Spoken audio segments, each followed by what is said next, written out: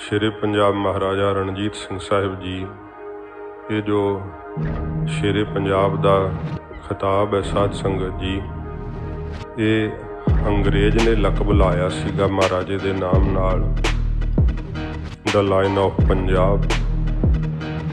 ਸ਼ੇਰੇ ਪੰਜਾਬ ਜੀ ਦਾ ਜਨਮ ਗੁਜਰਾਂਵਾਲੇ ਦੇ ਵਿੱਚ ਹੋਇਆ। ਮੈਂ ਉਸ ਹਵੇਲੀ ਦੇ ਵੀ ਦਰਸ਼ਨ ਕਰਕੇ ਆਇਆ। ਉੱਥੋਂ ਦੇ DC ਨੇ ਬਹੁਤ ਸਾਡਾ ਸਤਿਕਾਰ ਕੀਤਾ ਕਿ ਇਹ ਇੱਥੋਂ ਦੇ ਅਸਲੀ ਵਾਰਸ ਤੇ ਮਾਲਕ ਨੇ ਜਿਹੜੇ ਆਪਣੀ ਹਵੇਲੀ ਨੂੰ ਵੇਖਣ ਵਾਸਤੇ ਆਏ ਹੈ। ਲਾਲ ਹਵੇਲੀ ਹੈ ਉਹ ਸਾਰੀ, ਪਰ ਜਿਸ ਸੰਗਮਰਮਰ ਦੇ ਪੱਥਰ ਦੇ ਉੱਤੇ ਜਿਸ ਕਮਰੇ ਦੇ ਬਾਹਰ ਮਹਾਰਾਜੇ ਦੇ ਜਨਮ ਦਾ ਹਵਾਲਾ ਤਵਾਰੀਖ ਲਿਖੀ ਹੋਈ ਹੈ, ਉਹ ਸਾਧ ਸੰਗਤ ਜੀ ਕਾਲੇ ਅੱਖਰ ਛਿਪੇ ਹੋਏ ਆ। ਸੰਗਮਰਮਰ ਦਾ ਛੋਟਾ ਜਿਹਾ ਪੱਥਰ ਲੱਗਾ ਹੋਇਆ ਹੈ। ਉਸ ਹਵੇਲੀ ਦੇ ਅੰਦਰ ਉਹ ਇੱਕ ਛੋਟਾ ਕਮਰਾ ਹੈ ਜਿੱਥੇ ਸ਼ੇਰੇ ਪੰਜਾਬ ਜੀ ਨੇ ਸ਼ੁਕਰ ਚੱਕੀਆ ਮਿਸਲ ਦੇ ਜਰਨੈਲ ਬਾਬਾ ਮਹਾਂ ਸਿੰਘ ਜੀ ਦੇ ਗ੍ਰਹਿ ਵਿਖੇ ਮਾਤਾ ਰਾਜ ਕੌਰ ਦੀ ਕੁੱਖ ਤੋਂ ਜਨਮ ਲਿਆ ਸੀ। ਤੇ ਕਈ ਇਤਿਹਾਸਕਾਰਾਂ ਨੇ ਮਹਾਰਾਜੇ ਦਾ ਜਨਮ ਬਡਰੁੱਖੀ ਵੀ ਲਿਖਿਆ ਹੈ, ਕਿਉਂਕਿ ਬਡਰੁੱਖੀ ਮਹਾਰਾਜੇ ਦੇ ਨਾਨਕੇ ਸੀਗੇ। ਪਰ ਜਨਮ ਪਲੇਸ ਜਿਹੜੀ ਹੈ ਮਹਾਰਾਜੇ ਦੇ ਜਨਮ ਦਾ ਥਾਂ, ਉਹ ਗੁਜਰਾਂਵਾਲਾ ਹੀ ਹੈ। ਮਹਾਰਾਜੇ ਦੇ ਜਨਮ ਦੀ ਵੀ ਬੜੀ ਅਲੌਕਿਕ ਜੀ ਸਾਖੀ ਹੈ। ਮਹਾਰਾਜੇ ਦੀ ਮਾਤਾ ਨੂੰ, ਜਿਸ ਦਾ ਨਾਮ ਬੀਬੀ ਰਾਜ ਕੌਰ ਰੱਖਿਆ ਸੀ, ਜੀਂਦ ਦੇ ਰਾਜੇ ਮਹਾਰਾਜਾ ਗਜਪਤ ਸਿੰਘ ਜੀ ਦੀ ਲੜਕੀ ਸੀ। 8 ਲੜਕੀਆਂ 9ਵੇਂ ਥਾਂ ਤੇ ਰਾਣੀ ਜਦੋਂ ਬੱਚੇ ਦੀ ਇੱਛਾ ਵਾਲੀ ਹੋਈ ਤੇ ਰਾਜੇ ਨੇ ਬਹੁਤ ਅਰਦਾਸਾਂ ਕੀਤੀਆਂ ਕਿ ਰਾਜ ਭਾਗ ਦਾ ਮਾਲਕ ਪੁੱਤਰ ਮਿਲੇ, ਪਰ ਇਹ 9ਵੇਂ ਥਾਂ ਤੇ ਵੀ ਲੜਕੀ ਦਾ ਜਨਮ ਹੋਇਆ, ਜਿਸ ਨੂੰ ਕਿ ਫਿਰ ਧਰਤੀ ਵਿੱਚ ਦਬਾ ਦਿੱਤਾ ਸੀ। ਤੇ ਮਹਾਰਾਜ ਮਹਾਂਪੁਰਖ ਬਾਬਾ ਗੁੱਦੜ ਸਿੰਘ ਜੀ, ਉਹਨਾਂ ਵਾਸਤੇ ਮਹਾਰਾਜਾ ਗਜਪਤ ਸਿੰਘ ਦੁੱਧ ਲੈ ਕੇ ਜਾਇਆ ਕਰਦੇ ਸੀ। ਜਿਸ ਦਿਨ ਲੜਕੀ ਦਾ ਜਨਮ ਹੋਇਆ ਤੇ ਘੜੇ ਵਿੱਚ ਦੱਬਿਆ, ਉਸ ਦਿਨ ਸਵੇਰ ਜਦੋਂ ਗਏ, ਮਹਾਂਪੁਰਖ ਤ੍ਰੈਕਾਲਦਰਸ਼ੀ ਸਨ।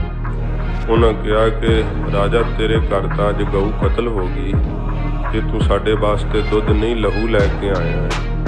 ਬੜਾ ਡਰਿਆ, ਸ਼ਰਧਾ ਕਰਦਾ ਸੀ। ਕਹਿਣ ਲੱਗਾ, ਮਹਾਰਾਜ ਮੇਰੇ ਘਰ ਗਊ ਕਿਵੇਂ ਕਤਲ ਹੋਈ ਹੈ? ਦੱਸਿਆ ਕਿ ਅੱਜ ਨਵ ਜਨਮੀ ਲੜਕੀ ਨੂੰ ਤੇਰੀਆਂ ਰਾਣੀਆਂ ਗੁੱਸਾ ਖਾ ਕੇ ਧਰਤੀ 'ਚ ਦੱਬ ਦਿੱਤਾ, ਘੜੇ 'ਚ ਪਾ ਕੇ। ਤੇ ਵਾਹਿਗੁਰੂ ਨੇ ਉਹਦੇ ਅਜੇ ਵੀ ਸਵਾਸ ਬਖਸ਼ੇ ਆ, ਚੱਲ ਤੇਰੇ ਭਾਗ ਤੇ ਉਹਨੂੰ ਕੱਢ ਲਈਏ। ਮਹਾਂਪੁਰਖ ਆਪ ਰਾਜੇ ਨੂੰ ਲੈ ਕੇ ਆਏ ਤੇ ਉਸ ਨਵ ਜਨਮੀ ਲੜਕੀ ਨੂੰ ਘੜੇ 'ਚੋਂ ਬਾਹਰ ਕੱਢਿਆ ਤੇ ਫਿਰ ਸਾਧ ਸੰਗਤ ਜੀ ਉਹਦਾ ਇਸ਼ਨਾਨ ਕਰਵਾ, ਸੁੱਚੇ ਬਸਤਰ ਧਾਰਨ ਕਰਵਾ ਕੇ ਸ੍ਰੀ ਗੁਰੂ ਗ੍ਰੰਥ ਸਾਹਿਬ ਦੇ ਹਜ਼ੂਰ ਲਿਆ ਕੇ ਮਹਾਂਪੁਰਖਾਂ ਆਪ ਅਰਦਾਸ ਕੀਤੀ ਅਤੇ ਸ੍ਰੀ ਮੁਖਵਾਕ ਲਿਆ ਮਹਾਰਾਜ ਜੀ ਦਾ। ਤੋ ਮੁਖਵਾਕ ਲੈ ਕੇ ਫਿਰ ਅਰਾਰੇ ਅੱਖਰ ਤੋਂ ਨਾਮ ਰਾਜ ਕੌਰ ਰੱਖਿਆ। ਉਸ ਬੀਬੀ ਰਾਜ ਕੌਰ ਦੀ ਕੁੱਖ ਤੋਂ ਹੀ ਐਸਾ ਮਹਾਬਲੀ ਯੋਧਾ ਸੂਰਬੀਰ ਮਹਾਰਾਜਾ ਰਣਜੀਤ ਸਿੰਘ ਸਾਹਿਬ ਜੀ ਦਾ ਜਨਮ ਹੋਇਆ। ਮਹਾਰਾਜਾ ਸਾਹਿਬ ਦਾ ਅਜੇ ਬਚਪਨ ਸੀਗਾ ਕਿ ਜਦੋਂ ਆਪ ਜੀ ਦੇ ਪਿਤਾ ਜੀ ਭਾਈ ਮਹਾਂ ਸਿੰਘ ਜੀ ਅਕਾਲ ਚਲਾਣਾ ਕਰ ਗਏ ਤੇ ਰਿਆਸਤ ਦਾ ਜ਼ਿੰਮੇਵਾਰੀ ਦਾ ਸਾਰਾ ਭਾਰ 4 ਸਾਲ ਦੀ ਆਯੂ ਵਿੱਚ ਆਪ ਦੇ ਮੋਢਿਆਂ ਤੇ ਆ ਪਿਆ। ਗੁਜਰਾਂਵਾਲੇ ਦੇ ਗੁਰਦੁਆਰੇ ਸਾਹਿਬ ਦੇ ਮੁੱਖ ਗ੍ਰੰਥੀ ਬਾਬਾ ਫੇਰੂ ਸਿੰਘ ਜੀ, ਉਹਨਾਂ ਨੇ ਮਹਾਰਾਜੇ ਨੂੰ ਧਾਰਮਿਕ ਵਿੱਦਿਆ ਪੜ੍ਹਾਈ, 10 ਪਾਤਸ਼ਾਹੀਆਂ ਦਾ ਜੀਵਨ ਪੜ੍ਹਾਇਆ, ਫਿਰ ਗੁਰਬਾਣੀ ਦੀ ਬੋਧ ਦਿੱਤਾ। ਮਹਾਰਾਜਾ ਸਾਹਿਬ ਰਿਆਸਤ ਦੇ ਸਰਦਾਰ ਬਣ ਕੇ, ਜਰਨੈਲ ਬਣ ਕੇ ਵੀ ਗੁਰਮਤਿ ਵਿੱਦਿਆ ਪੜ੍ਹਦੇ ਰਹੇ। ਕਈਆਂ ਇਤਿਹਾਸਕਾਰਾਂ ਨੇ ਲਿਖਿਆ ਹੈ ਕਿ ਮਹਾਰਾਜਾ ਸਾਹਿਬ ਲਿਖਣਾ ਤੇ ਪੜ੍ਹਨਾ ਬਿਲਕੁਲ ਨਹੀਂ ਸੀ ਜਾਣਦੇ, ਪਰ ਸਾਧ ਸੰਗਤ ਜੀ ਗੁਰਮੁਖੀ ਮਹਾਰਾਜਾ ਸਾਹਿਬ ਪੜ੍ਹ ਲੈਂਦੇ ਸੀ। ਫਾਰਸੀ ਵਿੱਚ ਸਾਰੇ ਹੀ ਜਿਹੜਾ ਹੈ ਖਾਲਸਾ ਰਾਜ ਦਾ ਸਰਕਾਰੀ ਕੰਮਕਾਜ ਉਹ ਫਾਰਸੀ ਅੱਖਰਾਂ ਵਿੱਚ ਚੱਲਦਾ ਸੀ। ਮਹਾਰਾਜਾ ਸਾਹਿਬ ਜਿਹੜਾ ਹੈ ਆਪਣੀ ਰਾਜ ਦੀ ਮੋਹਰ ਥੱਲੇ ਆਪ ਦਾ ਨਾਮ ਲਿਖ ਲੈਂਦੇ ਸੀਗੇ। ਤੋ ਇਹ ਦਸਤਾਵੇਜ਼ ਵੀ ਕਈਆਂ ਥਾਵਾਂ ਤੋਂ ਜਿਹੜੇ ਆ ਉਹ ਮਿਲਦੇ ਆ। ਸ਼ੇਰੇ ਪੰਜਾਬ ਜੀ ਨੇ ਇਹ ਗੁਰਮਤਿ ਦੀ ਵਿੱਦਿਆ ਗੁਜਰਾਂਵਾਲੇ ਦੇ ਵਿੱਚ ਹੀ ਗੁਰਦੁਆਰੇ ਸਾਹਿਬ ਤੋਂ ਪ੍ਰਾਪਤ ਕੀਤੀ। ਰਿਆਸਤ ਦਾ ਭਾਰ ਮੋਢਿਆਂ 'ਤੇ ਆਉਣ ਕਰਕੇ ਆਪ ਨੇ ਫਿਰ ਜੰਗੀ ਵਿੱਦਿਆ ਜਿਹੜੀ ਸੀ ਬੜੇ ਵੱਡੇ ਪੱਧਰ 'ਤੇ ਸਿੱਖੀ। ਬਹੁਤ ਜ਼ਿਆਦਾ ਘੋੜਸਵਾਰੀ ਦਾ ਸ਼ੌਂਕ ਸੀ, ਸ਼ਸਤਰ ਵਿੱਦਿਆ ਦਾ ਸ਼ੌਂਕ ਸੀ, ਜਿਸ ਕਰਕੇ ਆਪ ਜੀ ਬਹੁਤ ਜਲਦੀ ਹੀ ਇਹਨਾਂ ਦੇ ਧਨੀ ਹੋ ਗਏ ਤੇ ਛੋਟੀਆਂ ਮੋਟੀਆਂ ਰਿਆਸਤਾਂ ਜਿਹੜੀਆਂ ਸੀਗੀਆਂ ਉਹਨਾਂ ਨੂੰ ਆਪਣੇ ਵਿੱਚ ਮਿਲਾ ਕਰਕੇ ਇਹਨਾਂ ਨੇ ਗੁਜਰੇਵਾਲਾਂ ਦੇ ਅੰਦਰ ਇੱਕ ਉਹਦਾ ਬਾਗ ਦਾ ਨਾਮ ਸ਼ੇਰਾਂ ਵਾਲਾ ਬਾਗ ਹੈ। ਹੁਣ ਤਾਂ ਥੋੜ੍ਹਾ ਜਿਹਾ ਹੀ ਬਾਗ ਰਹਿ ਗਿਆ। ਜਿਹੜਾ ਸਰਕਾਰੀ ਦਸਤਾਵੇਜ਼ ਜਿਹੜੇ ਪੁਰਾਤਨ ਦੱਸਦੇ ਆ ਕਿ ਉਹ ਤਕਰੀਬਨ 50 ਕਿੱਲਿਆਂ ਵਿੱਚ ਮਹਾਰਾਜੇ ਦਾ ਬਾਗ ਹੁੰਦਾ ਸੀ ਤੇ ਉੱਥੇ ਫੌਜ ਉਤਰਦੀ ਹੁੰਦੀ ਸੀ ਤੇ ਉੱਥੇ ਇੱਕ ਬਾਰਾਂਦਰੀ ਬਣੀ ਹੋਈ ਹੈ। ਉਸ ਬਾਰਾਂਦਰੀ ਵਿੱਚ ਮਹਾਰਾਜਾ ਆਪਣਾ ਤਖਤ ਲਾ ਕਰਕੇ ਤੇ ਰਿਆਇਆ ਦੇ ਫੈਸਲੇ ਕਰਿਆ ਕਰਦੇ ਸੀ ਏਡੀ ਛੋਟੀ ਉਮਰ ਦੇ ਅੰਦਰ। ਆਪ ਦੇ ਜਿਹੜੇ ਵਜ਼ੀਰ ਸਨ, ਦੀਵਾਨ ਸਨ, ਉਹ ਬੜੇ ਹੀ ਲਿਆਕਤ ਵਾਲੇ ਸੀ। ਮਹਾਰਾਜੇ ਦੇ ਬਚਪਨ ਵਿੱਚ ਹੀ ਇੰਨੀ ਦੂਰਅੰਦੇਸ਼ੀ ਸੀ ਕਿ ਉਹਨਾਂ ਨੂੰ ਫੈਸਲਿਆਂ ਦੇ ਵਿੱਚ ਆਪ ਰਹਿਨੁਮਾਈ ਦਿੰਦੇ। ਫਿਰ ਵਕਤ ਆਇਆ ਜਦੋਂ ਬਹੁਤ ਛੋਟੀ ਆਯੂ ਵਿੱਚ ਹੀ ਮਹਾਰਾਜੇ ਨੇ ਲਾਹੌਰ ਦੇ ਉੱਤੇ ਕਬਜ਼ਾ ਕੀਤਾ। ਲਾਹੌਰ ਦੇ ਉਸ ਸ਼ਾਹੀ ਕਿਲੇ ਦੇ ਉੱਤੇ ਖਾਲਸਾਈ ਪਰਚਮ ਲਹਿਰਾਇਆ, ਜਿਸ ਲਾਹੌਰ ਦੇ ਸ਼ਾਹੀ ਕਿਲੇ ਨੇ ਕਦੇ ਗੁਰੂ ਜੀ ਦੀ ਸ਼ਹਾਦਤ ਦੇ ਫਰਮਾਨ ਜਾਰੀ ਕੀਤੇ ਸੀ, ਕਦੇ ਜਿਸ ਲਾਹੌਰ ਦੇ ਸ਼ਾਹੀ ਕਿਲੇ ਦੇ ਅੰਦਰ ਜਹਾਂਗੀਰ ਵਰਗੇ, ਸ਼ਾਹਜਹਾਂ ਵਰਗੇ ਬਾਦਸ਼ਾਹ ਨਿਵਾਸ ਕਰਦੇ, ਕਦੇ ਇੱਥੇ ਆ ਕਰਕੇ ਜ਼ਕਰੀਆ ਖਾਨ ਵਰਗਿਆਂ ਨੇ ਬਹੁਤ ਜ਼ਿਆਦਾ ਲਹੂ ਦੀ ਹੋਲੀ ਖੇਡੀ, ਸਿੱਖਾਂ ਦੇ ਸਿਰਾਂ ਦੇ ਮੁੱਲ ਪਏ। ਉਹੀ ਲਾਹੌਰ ਹੈ ਜਿੱਥੇ ਆਲੇ ਦੁਆਲੇ ਕਿਤੇ ਵੀ ਸਿੱਖ ਮਿਲ ਜੇ ਤੇ ਉਸ ਦੇ ਸਿਰ ਦਾ ਮੁੱਲ ਪੈਂਦਾ ਸੀ। ਉਸੇ ਹੀ ਲਾਹੌਰ ਦੇ ਸ਼ਾਹੀ ਕਿਲੇ ਦੇ ਉੱਤੇ ਕੇਸਰੀ ਨਿਸ਼ਾਨ ਮਹਾਰਾਜੇ ਨੇ ਝੁਲਾਇਆ ਤੇ ਇਸ ਸਮੇਂ ਹੰਨੇ ਦੀ ਸਰਦਾਰੀ ਨੂੰ ਖਤਮ ਕਰਕੇ ਵਿਸ਼ਾਲ ਖਾਲਸਾ ਰਾਜ ਕਾਇਮ ਕਰਕੇ ਸਾਧ ਸੰਗਤ ਜੀ ਜਿਹੜੀ ਸੀ ਮਹਾਰਾਜੇ ਦੀ ਪਦਵੀ ਹਾਸਲ ਕੀਤੀ। ਜਦੋਂ ਬਾਬਾ ਸਾਹਿਬ ਸਿੰਘ ਜੀ ਬੇਦੀ ਗੁਰੂ ਨਾਨਕ ਸਾਹਿਬ ਜੀ ਦੇ ਵੰਸ਼ਜ ਆਪ ਨੂੰ ਸ਼ਾਹੀ ਕਲਗੀ ਤੋੜਾ ਪਹਿਨਾਉਣ ਲੱਗੇ ਤੇ ਇੱਕ ਕਿਲੇ ਦੇ ਅੰਦਰ ਸਜਿਆ ਹੋਇਆ ਦੀਵਾਨ ਕਿਹਾ, ਮਹਾਰਾਜਾ ਸਾਹਿਬ ਇਹ ਸ਼ਾਹੀ ਕਲਗੀ ਤੋੜਾ, ਇਹ ਸ਼ਾਹੀ ਪੁਸ਼ਾਕ ਪਹਿਨਾਉਣ ਤੋਂ ਬਾਅਦ ਆਪ ਦੇਦਸ਼ੇ ਬਾਦਸ਼ਾਹ ਹੋਵੋਗੇ। ਆਪ ਨੇ ਇਸ ਤੋਂ ਪਹਿਲਾਂ ਕੁਝ ਕਹਿਣਾ? ਸ਼ੇਰੇ ਪੰਜਾਬ ਜੀ ਨੇ ਭਰੇ ਦੀਵਾਨ ਵਿੱਚ ਹੱਥ ਜੋੜ ਕਰਕੇ ਆਖਿਆ ਕਿ ਪਹਿਲਾਂ ਸਭ ਤੋਂ ਇਹ ਕਲਗੀ ਤੋੜਾ ਸ਼੍ਰੀ ਗੁਰੂ ਗ੍ਰੰਥ ਸਾਹਿਬ ਜੀ ਮਹਾਰਾਜ ਨੂੰ ਸੁਹਾਇਆ ਜਾਵੇ, ਫਿਰ ਪੰਜਾਂ ਪਿਆਰਿਆਂ ਦੇ ਚਰਨਾਂ ਨੂੰ ਸੁਹਾ ਕੇ ਮੇਰੇ ਸੀਸ ਤੇ ਸਜਾਇਆ ਜਾਵੇ, ਤਾਂ ਜੋ ਮੈਨੂੰ ਸਦਾ ਚੇਤਾ ਰਹੇ ਕਿ ਇਹ ਰਾਜ ਮੈਨੂੰ ਗੁਰੂ ਨਾਨਕ ਸਾਹਿਬ ਜੀ ਦੀ ਬਦੌਲਤ ਪ੍ਰਾਪਤ ਹੋਇਆ। ਜਿੱਥੇ ਅੱਜ ਤੁਸੀਂ ਬੜੀਆਂ ਖਬਰਾਂ ਸੁਣਦੇ ਹੋਵੋਗੇ ਚੀਨ ਤੇ ਇੰਡੀਆ ਦੇ ਯੁੱਧ ਬਾਰੇ, ਇਹ ਸਾਰਾ ਇਲਾਕਾ ਖਾਲਸਾ ਰਾਜ ਦਾ ਹੈ। ਸਰਦਾਰ ਹਰੀ ਸਿੰਘ ਨਲੂਆ ਇੱਥੇ ਦੇ ਗਵਰਨਰ ਰਹੇ ਹੈ ਤੇ ਸਰਦਾਰ ਨੇ ਉਦੋਂ ਦੇ ਵਸਾਏ ਹੋਏ ਸਿੱਖ ਪਰਿਵਾਰ ਉੱਥੇ ਅਜੇ ਵੀ ਵੱਸਦੇ ਹੈ। ਜਿਹੜਾ ਬਹੁਤ ਜ਼ਿਆਦਾ ਦੁੱਖ ਦਾ ਸਮਾਂ ਵੀ ਉਹਨਾਂ ਨੇ ਪਿਛਲੇ ਸਮਿਆਂ ਵਿੱਚ ਝੱਲਿਆ। ਕਸ਼ਮੀਰ ਦੇ ਵਿੱਚ ਵੀ ਵਸਾਏ ਹੋਏ ਸਰਦਾਰ ਦੇ ਸਿੱਖ ਪਰਿਵਾਰ ਹਨ। ਇਹ ਚੀਨ ਦੇ ਨਾਲ ਸਾਡੇ ਦੇਸ਼ ਦੀਆਂ ਹੱਦਾਂ ਲੱਗਦੀਆਂ ਸੀਗੀਆਂ, ਨੇਪਾਲ ਨਾਲ ਸਾਡੇ ਦੇਸ਼ ਦੀਆਂ ਹੱਦਾਂ ਲੱਗਦੀਆਂ ਸੀਗੀਆਂ। ਇਸ ਪ੍ਰਕਾਰ ਨੇਪਾਲ ਵਰਗੇ ਰਾਜੇ ਜਾਂ ਜਿਹੜਾ ਜੰਗ ਬਹਾਦਰ ਰਾਜੇ ਦਾ ਨਾਮ ਸੀਗਾ, ਸ਼ੇਰੇ ਪੰਜਾਬ ਦੇ ਦਰਬਾਰ ਦੀ ਇਹੋ ਜਿਹੀ ਅਦੁੱਤੀ ਸੋਭਾ ਅੰਗਰੇਜ਼ਾਂ ਨੇ ਲਿਖੀ ਹੋਈ ਹੈ, ਅੰਗਰੇਜ਼ ਰਾਈਟਰਾਂ ਨੇ ਲਿਖੀ ਹੈ। ਕਹਿੰਦੇ ਹੈ ਕਿ ਏਸ਼ੀਆ ਵਿੱਚ ਸ਼ੇਰੇ ਪੰਜਾਬ ਜੀ ਵਰਗਾ ਤੀਖਣ ਬੁੱਧੀ ਵਾਲਾ ਕੋਈ ਰਾਜਾ ਸਾਨੂੰ ਦੇਖਣ ਨੂੰ ਨਹੀਂ ਮਿਲਿਆ। ਮਹਾਰਾਜੇ ਦੇ ਦਰਬਾਰ ਦੇ ਅੰਦਰ ਸਾਧ ਸੰਗਤ ਜੀ ਬੜੇ ਯੋਗ ਜਰਨੈਲ ਅਤੇ ਬੜੇ ਯੋਗ ਵਜ਼ੀਰ ਜਿਹੜੇ ਸੀ ਉਹ ਬੈਠਿਆ ਕਰਦੇ। ਮਹਾਰਾਜੇ ਦੇ ਸਮਕਾਲੀ ਇੱਕ ਰਾਈਟਰ ਨੇ ਲਿਖਿਆ ਹੈ ਕਿ ਸ਼ੇਰੇ ਪੰਜਾਬ ਜੀ ਨੂੰ ਕਦੇ ਵੀ ਆਲਸ ਦੇ ਸਹਿਤ ਨਹੀਂ ਸੀ ਵੇਖਿਆ। कि जिमें उद्यम दलेरी ते चुस्ती फुर्ती उन्होंने जन्म तो ही विरसे चों ही प्राप्त हुई होवे। समय की इस तरीके नाल वंड कीती हुई सी, कोई भी उन्हां कोल वेला समा नहीं सीगा। नहीं तो राजे वेख लो अयाशी बन जाते हैं। इहो जे भावें कि उन्हां बारे कई राइटर जिहड़े है औगुणां दा जिक्र भी करते हैं, पर साध संगत जी गुण एडे वड्डे कि वो छोटे जिहड़े औगण उन्हां दे सामने गुणां दे सामने वो तुच्छ जापदे है। शेरे पंजाब जी भावें महाराजे की पदवी हासिल कर लई सी, पर फिर भी अपने आप नूं वो सिंह साहब अखवाया करते सी। सिंह साहब अखवा करके खुश हुंदे, कदे महाराजा साहब अखवा के खुश नहीं सी हुंदे। बहुत निमरता रखते, गरीबां दी लोड़वंदां दी अपने राज दे अंदर इहो जी देखभाल करते कि एक वक्त काल पै गया तो महाराजे ने शाही गोदाम खोल दिते। कहा कि ये हुक्म दिता जिन्ना कोई चुक के लिजा सकदा लै जावे, जिन्ना अनाज किसी को चुकिया जाता वो लै जावे। ते लोग पंडा भर भर के लिजाण लगे। महाराजा भेस बदल के आप अपने राज भाग का जायजा लै रहे सी ते एक गोदाम के सामने महाराजे ने वेख्या कि एक बिरध बापू है, उहदे नाल छोटा बच्चा है उहदा, ते उन्हें लालच नाल पंड जिहड़ी है अनाज दी भर लई है ते चुक्की उहदे कोल बिरध अवस्था जांदी नहीं। छोटा बालक वह नाल वो भी चक्कण दे समर्थ नहीं। महाराजा उहदी हालत वेख करके भेस बदलिया होया शेरे पंजाब जी ने ते जा करके वो पंड कहन लगे, बापू मैं तेरे घर छड्ड आवां। कहन लगा, बई जवाना फिर तो बड़ा ही उपकार होवेगा।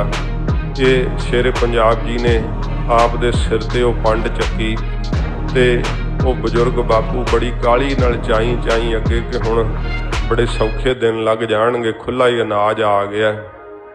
जदों आप दे घर पहुंचे शेरे पंजाब जी ने जदों वो पंड थल्ले सिटी है अनाज दी ते थोड़ी जी महाराजे दी शाही पोशाक बजुर्ग दे जिहड़ी आ पल्ले दे हटने करके दिखाई दिती है। कहन लगा, बई तू जवाना कौन है?